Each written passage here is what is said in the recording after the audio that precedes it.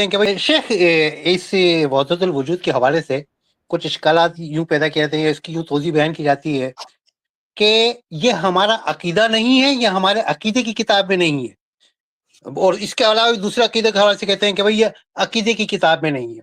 وہ کہتے ہیں کہ یہ ایک فلسفہ اور نظریہ ہے. تو کیا شیخ عقیدے کی کتاب میں نہ ہونا، باقی کسی دوسری کتابوں میں ہونا، اور فلسفے اور نظریے کی بنیاد کے اوپر دنیا بھر کی خرافات جائز ہو جاتی ہیں؟ بالکل نہیں تو ایسا نا جیسے فضائل اعمال میں بدعقیدگیاں ہیں، بے سر پیر کی روایتیں ہیں، شرک ہے، بہت ساری چیزیں ہیں فضائل اعمال میں، شرکیہ باتیں ہیں، کفریہ باتیں ہیں، بدعت کی باتیں ہیں، اس میں کوئی ڈاؤٹ نہیں ہے. اور جب وہاں پہ گرفت کی جاتی ہے تو کہتے ہیں کہ یہ تو فضائل کی کتاب ہے، عقیدے کی کتاب تھوڑی ہے. ارے بھائی آپ فضائل کے نام سے جو چاہیں پیش کر دیں گے آپ.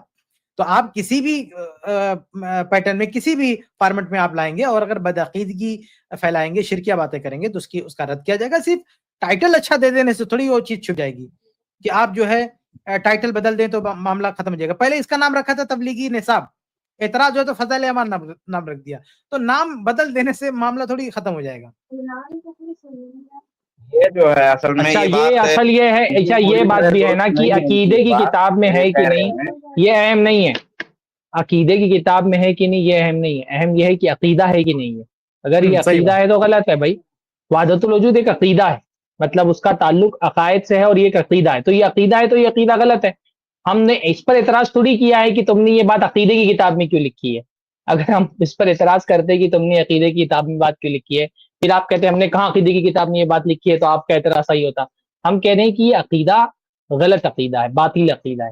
تو یہ عقیدہ غلط ہے، گرچہ آپ نے عقیدے کی کتاب میں نہیں لکھا ہے، آپ نے اس کو فضائل کی کتاب میں یا فلسفے کی کتاب میں لکھا ہے. بلکہ اچھا یہ بات بھی نہیں ہے، آپ کی جو کلام کی کتابیں ہیں وہ تو آپ کی طرح کا عقیدہ ہے اور اس میں اس طرح کی باتیں ملتی ہیں، اور عمومی کتابوں میں بھی اس طرح کی باتیں ملتی ہیں. اور اللہ تعالیٰ ہر جگہ ہے، یہ تو آپ کی عقیدے کی کتاب میں لکھا ہے. وحدت الوجود کی جو بنیاد ہے وہ تو اس عقیدے پر ہے نا کہ اللہ تعالیٰ ہر جگہ ہے. تو اللہ تعالیٰ ہر جگہ ہے، یہ بات آپ کی کتابوں میں لکھی ہوئی ہے. تو جو چیز آپ صرف ان چیزوں کو نکال دیں جو عقیدے کی کتاب میں لکھی، کم سے کم اس کو غلط تسلیم کر لیں. ہم نے دسیوں دلائل سے ثابت کر دیا کہ یہ عقیدہ کہ اللہ تعالیٰ ہر جگہ ہے یہ غلط ہے. بھائی شراب چاہے شراب کی دکان میں بیٹھ کے پیئیں یا گھر پہ لا کے پیئیں، بھائی وہ حرام ہے تو حرام ہے. ایسا تھوڑی کہ آپ شراب خانے میں نہیں شراب پی رہے ہیں تو آپ کہتے ہیں کہ یہ تو میں فلائٹ میں پی رہا ہوں یا میں یہاں پہ کیا کہتے ہیں ٹرین میں پی رہا ہوں تو چل جائے گا. کہیں بھی آپ شراب تو یہ فضائل کی کتاب میں لکھ دیں کہ شراب حلال ہے، اس کے بعد بولیں فقہ کی کتاب میں تھوڑی لکھی ہے، تو فضائل کی کتاب میں لکھا ہے. تو فضائل کی کتاب میں غلط فقہ لکھ سکتے ہیں؟ اگر فضائل کی کتاب میں کیا کوئی لکھ سکتا ہے کہ فضائل کی کتاب میں کہ شراب حلال ہے، وہ پھر بول دیں کہ نہیں یہ فضائل کی کتاب، یہ فقہ کی کتاب تھوڑی ہے. تو جب غلط فقہی مسئلہ فضائل کی کتاب میں نہیں لکھ سکتے ہیں تو غلط عقیدہ فضائل کی کتاب میں کیسے لکھ سکتے ہیں؟ السلام علیکم ورحمۃ اللہ وبرکاتہ. وعلیکم السلام ورحمۃ اللہ وبرکاتہ. جی یہ بھائی ابھی جو بول رہے تھے کہ یہ لوگ کہتے ہیں یہ عقیدہ نہیں ہے، تو میں اس کے تعلق سے وضاحت کرنا چاہتا ہوں، اور ایک جو میرا شبہ ہے وہ اس کے تعلق سے سوال کرنا چاہتا ہوں. یہ شمائم امدادیہ کے اندر حاجی امداد اللہ مہاجر مکی نے پیج نمبر 32 کے اندر لکھا ہے کہ میرے تمام جو شاگرد ہے مولانا قاسم نانوتوی وغیرہ، ان سب کا یہ اعتقاد ہے وحدت الوجود کے اوپر. وہاں پہ انہوں نے اعتقاد کا لفظ لکھا ہے شمائم امدادیہ پیج نمبر 32 کے اوپر، حاجی امداد اللہ مہاجر مکی نے. ٹھیک ہے، اور میرا یہی اسی کے تعلق سے سوال یہ ہے کہ جیسے یہ پیج نمبر 36 پہ کہتے ہیں شمائم امدادیہ میں حاجی امداد اللہ مہاجر مکی کہ یہ عینیت اور غیریت کا تعلق جو ہے وہ تنزلات ستہ سے ہے، اور خود ہی پیج نمبر 38 پہ کہتے ہیں کہ بندے اور رب کی مثال ایسی ہے کہ جیسے ایک درخت اور بیج، جو بیج جو ہے کنورٹ ہو جاتا ہے درخت کے اندر، ایک ظاہر ہو جاتا ہے دوسرا چھپ جاتا ہے. تو یہ لوگ کا عقیدہ اصل میں ہے کیا؟ میں یہ نہیں سمجھ پا رہا ہوں. کیا یہ لوگ اللہ کا خیال کے اندر خود کو مانتے ہیں یا پھر اللہ کا وجود ہی کنورٹ ہو گیا بندے کے اندر، جیسے بیج درخت کے اندر کنورٹ ہو جاتا ہے وہ مانتے ہیں؟ میں یہ سمجھ نہیں پا رہا ہوں. ہیں یا پھر اللہ کا وجود ہی کنورٹ ہو گیا بندے کے اندر، جیسے بیج درخت کے اندر کنورٹ ہو جاتا ہے وہ مانتے ہیں؟ میں یہ سمجھ نہیں پا رہا ہوں.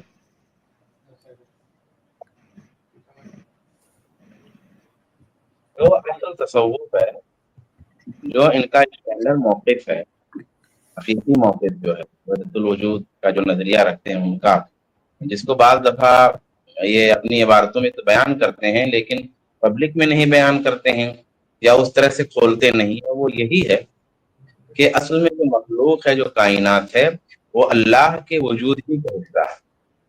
اب وہ وجود کا حصہ کیسے ہے، اس کی تشریح اور تعبیر الگ الگ ان کے ہاں ہو سکتی ہے، لیکن عینیت اسی کو کہتے ہیں، یعنی کہ جو کائنات ہے اور کائنات کی جتنی مخلوق ہیں وہ سب اللہ کا عین ہے۔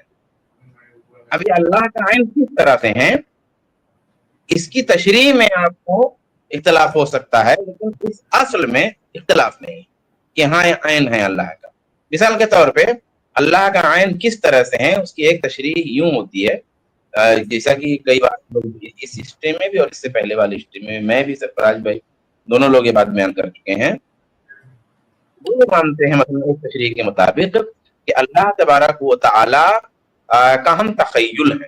جیسے ایک آدمی اپنے دماغ میں ایسا سوچتا ہے، اپنے دماغ میں بریانی پکا رہا ہے اور پھر پک کے تیار ہو گئی تو پھر کھا بھی رہا ہے نا، اپنے دماغ میں اپنا گھر بنا رہا ہے، ابھی نوکری پہ لگا ہے اور دوسرے دن ہی نکاح وغیرہ کا ماحول دیکھا تو گھر سوچ لیا، اور اس کے بعد لان سوچ لیا، اور چاروں طرف پھلواری سوچ لیا، اور شادی بھی سوچ لیا، اور بیوی بھی خیال میں لے آیا، سب کچھ خیال میں لے آیا۔ تو اب وہ جو خیال ہے اس کا اس کے اندر ہے، اس کا خیال تو اس کے باہر ہے نہیں۔ اب چونکہ انسان جو ہوتا ہے وہ ناقص ہے، اس کے پاس کمال نہیں ہے، تو اس کے خیال کی بھی کوئی حیثیت نہیں ہے۔ لیکن چونکہ اللہ تبارک و تعالیٰ ذات با کمال ہے، اس لیے اس کا جو خیال ہے، اس کا جو تخیل ہے وہ بھی کمال ہے۔ تو چونکہ اس کا تخیل کمال کا ہے تو اس کمال کی وجہ سے ہم کو لگتا ہے کہ ہم ہیں، ہم کو لگتا ہے کہ ہم ہیں، چیزیں اور چیزوں کے بارے میں لگتا ہے کہ چیزیں ہیں، ورنہ حقیقت میں وہ ہیں نہیں، وہ غیر نہیں ہے، یعنی وہ خارج میں ان کا وجود نہیں ہے، باہر سے ان کا وجود نہیں ہے، وہ سب اللہ کے خیال کے اندر ہے۔ یہ ان کا اسٹینڈرڈ موقف ہے، یعنی کہ العین ہے۔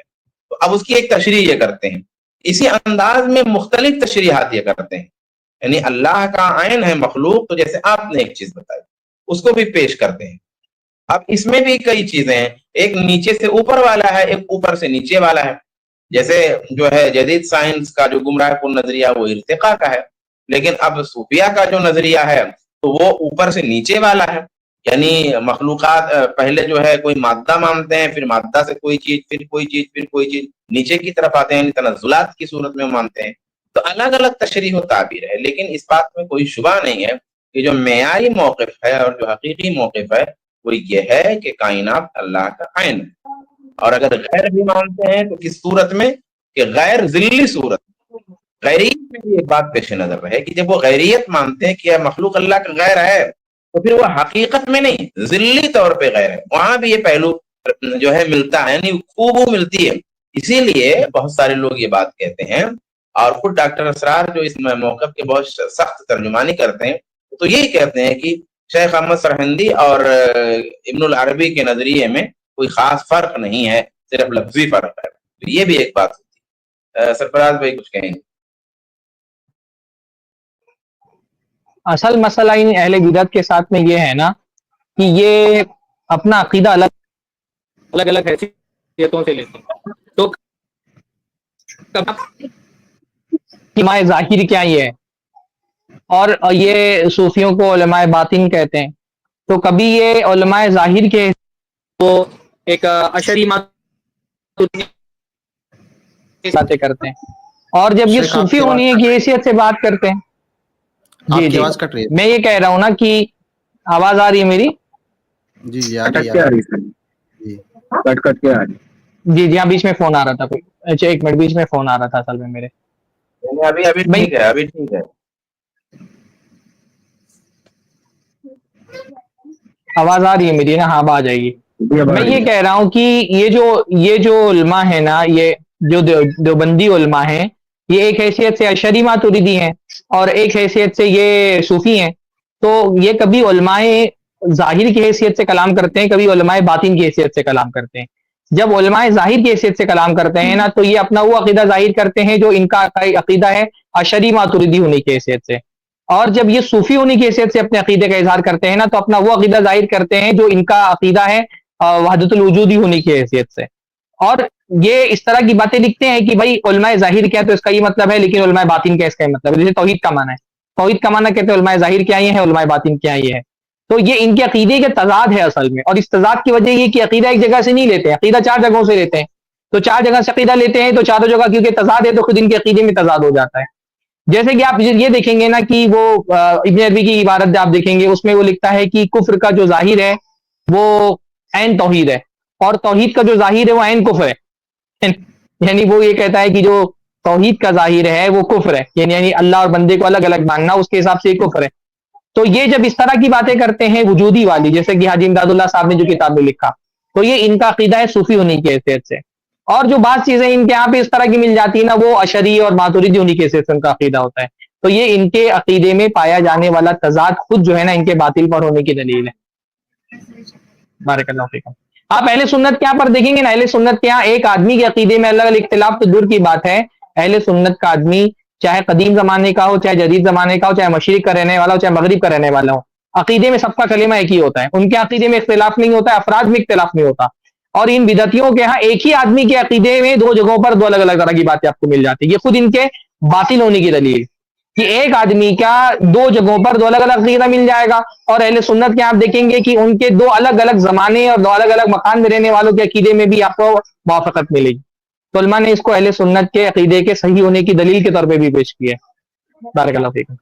ناظرین، اگر آپ کے بھی اس طرح کے کچھ اشکالات، سوالات، اعتراضات جو بھی ہے، آپ i+TV اختلاف کا حل اس چینل کا لنک آپ کو ڈسکرپشن میں ڈال دیا گیا ہے. آپ وہاں سے جو لائیو اسٹریم ہوتی ہے i+TV کی، وہاں جا کے آپ اپنے سوالات، اعتراضات اہل حدیث علماء کے سامنے رکھ سکتے ہیں. انشاءاللہ اہل حدیث علماء آپ کے اعتراضات کا جواب دیں گے، آپ کے سوالات کا جواب دیں گے.